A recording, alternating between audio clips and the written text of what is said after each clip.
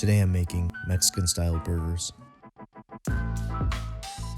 In Mexico, the burgers will usually come with some toppings you may not be used to. The burgers we'll be making today include fried ham, avocado, and whole pinto beans.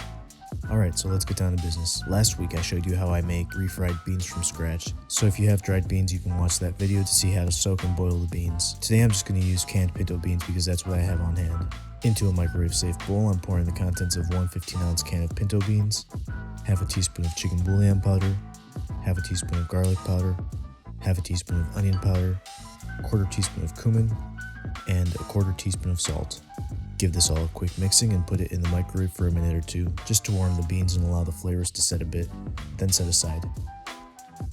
Next, let's prep our burgers. I'm grating half an onion into 1 pound of ground beef before mixing in half a tablespoon of yellow mustard, half teaspoon of salt, half teaspoon of garlic powder, and a quarter teaspoon of black pepper. Now we're rolling our ground beef into 4 even-sized balls and using a tortilla press or rolling pin and wax paper to press them thin before transferring to a hot and oiled cast iron pan and cooking until browned on one side. Flip the burger and cook another 30 seconds or so, then add some chihuahua cheese on top and remove from the pan to make room for the ham. The slice of ham also gets fried on both sides until nicely colored and set aside.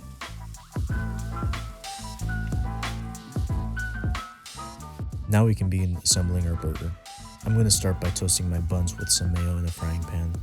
Onto the bottom bun goes 1 slice of ham, a cheesed burger patty, a spoonful of beans, a thin layer of sliced avocado, shredded lettuce, and sliced tomato.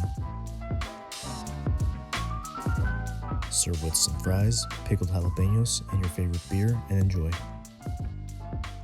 Thanks for watching. Hope to see you next time.